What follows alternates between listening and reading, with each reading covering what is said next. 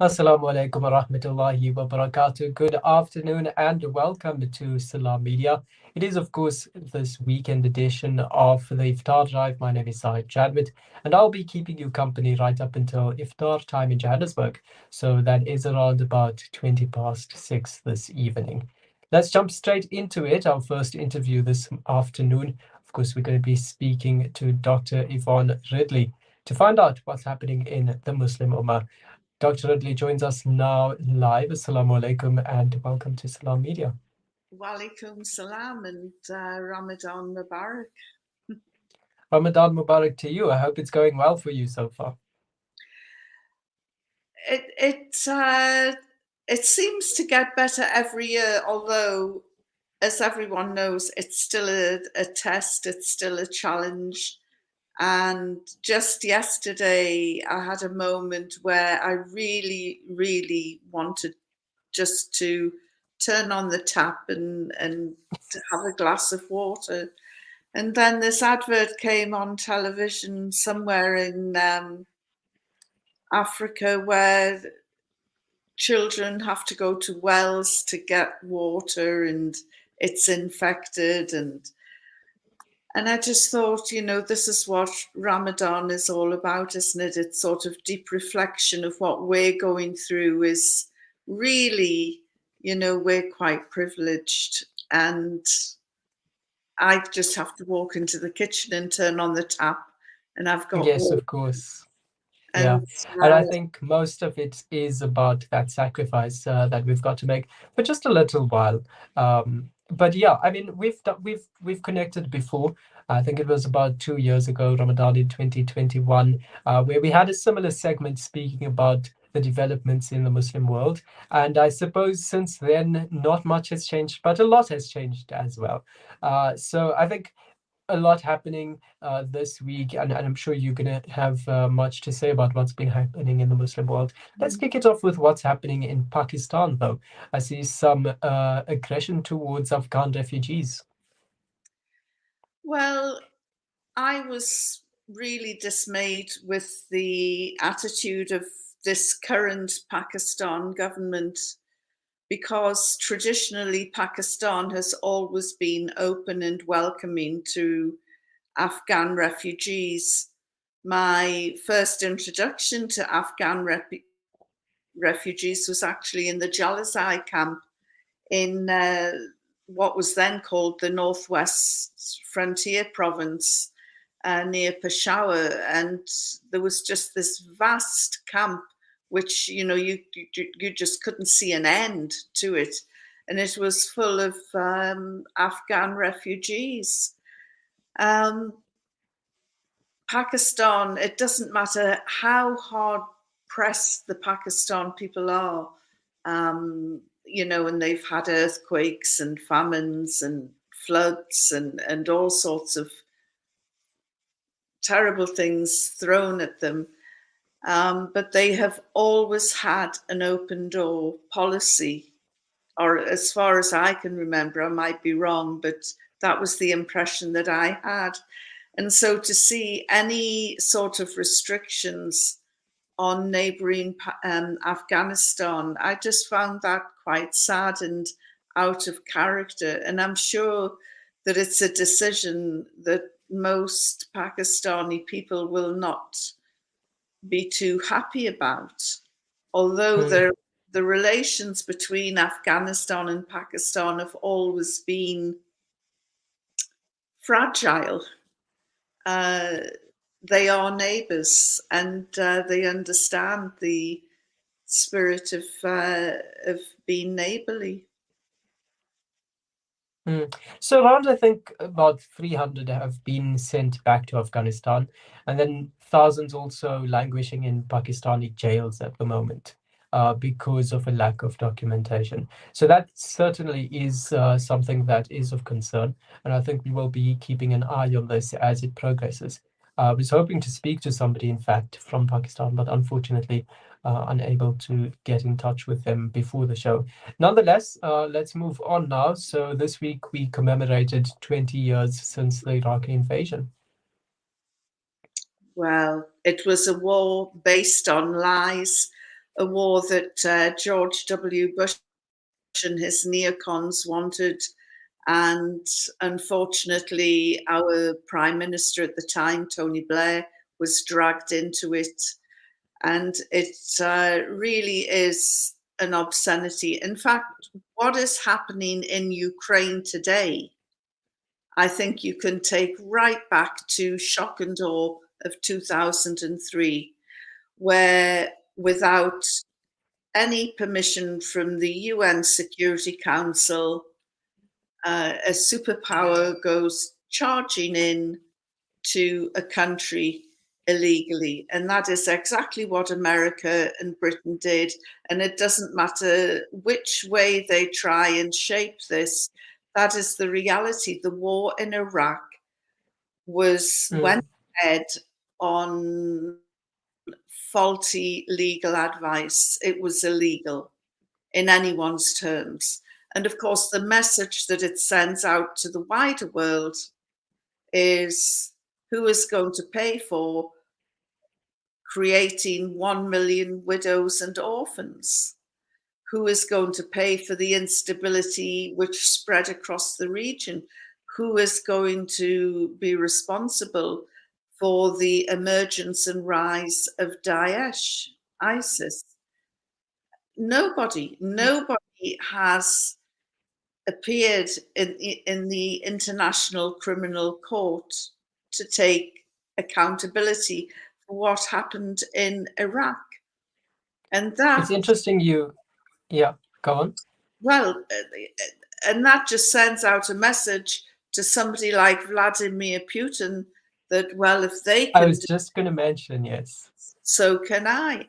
And of course, the UN, the United Nations at the moment, is a toothless organization. It was formed out of the ashes of World War II. And to ensure that things like this didn't happen. But we are, Iraq is in such a state today, and that is down to America and Britain and their illegal invasion. And it, as I say, it doesn't matter how you shape this. The war was illegal. We were told that there were weapons of mass destruction, WMD, in Iraq, even though countless weapons inspectors said there's nothing there. And of course, 20 years on, there is no WMD, just lots of death, lots of despondency. And then, of course, we've now got a war in Ukraine, which really is a proxy war by America and Russia. And that's what that is about. And I feel so sorry for the Ukrainian people because of all the armory and weaponry that is going off in their country at the moment. Britain has admitted that it's sending shells with containing depleted uranium. And this is a horrific weapon. The depleted uranium has some sort of shelf life or half shelf life, whatever that means, of something like 20,000 years. It might be more. And this is contaminating the soil of Ukraine, which is the breadbasket of the world. It's where all the wheat is grown and distributed. And this is very bad news. When I visited Iraq after the first Gulf War and before the shock and awe invasion, I went down to Basra, to the maternity wards. And of course, there had been a lot of depleted uranium-tipped shells dropped in Basra. And mothers there, when they gave birth, they didn't ask, have I got a boy or a girl? They asked, is my baby normal? Because some horrendous births were producing what I can only describe as Frankenstein babies, babies whose spines were growing out of their body, um, babies with one eye, with enlarged heads. And this was all down to the poisoned soil, which had been poisoned by depleted uranium, which had got into the food chain, and it was manifesting itself in abnormal births. In fact, most babies were so deformed they couldn't survive outside of the mother's womb. It was horrendous. And now the West is going to drop depleted uranium on Ukraine, and it's an obscenity. It really is. We've got to roll back on these wars because they will escalate, and this proxy war with America, it could go on forever. And I say this at the risk of sounding cliche, but it is the reality after all, that the casualties in war are, quite often and disproportionately civilians. And here we're talking about not only the living, but also the unborn. So it's really sad that we have to live in a world that can actually tolerate this measure of destruction and disrespect for people's rights and lives. Nonetheless, let's just have a quick look at one of the stories that caught my attention, which is actually closer to home for you. And that, of course, is an apparent attack. I wouldn't exactly say at a mosque, but there was a congregant who was set alight in the UK earlier this month, or was it this week rather? Tell us what's going on there. What was that all about? Well, it's bewildering because the attacker, the man who is being charged, has a Muslim name. And what we have seen is two elderly brothers, one from London and one from Birmingham, both attacked in the same manner, which they appear to have been sprayed with some flammable substance and then set on fire, causing horrific injuries. And of course, when this first happened, there was a lot of fear in the Muslim community, thinking that these are attacks from the far right. And, where would the next one occur?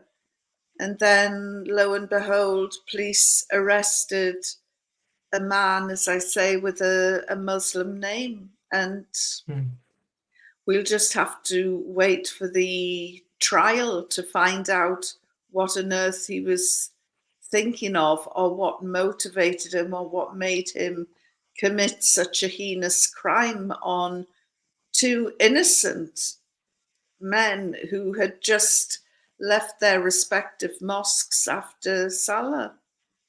Yeah, of course. I think that's where we leave it for this afternoon. Thank you so much for your time. I look forward to speaking to you once again next week. Well, I hope we've got happier news next week, Zahid. Hopefully, yes. Yes, of course. We can only pray and hope for that to happen. Yeah. But nonetheless, you go well, take care, and stay safe. Thank you so Assalamu alaikum. much. Assalamu alaikum. That was Dr. Yvonne Ridley, who is a British journalist, politician, and activist, speaking to us about the latest updates in the Muslim world, some of the biggest stories catching the headlines this week. Stay tuned. When we get back, we will speak to the Gift of the Givers to get an update on that situation in the Eastern Cape.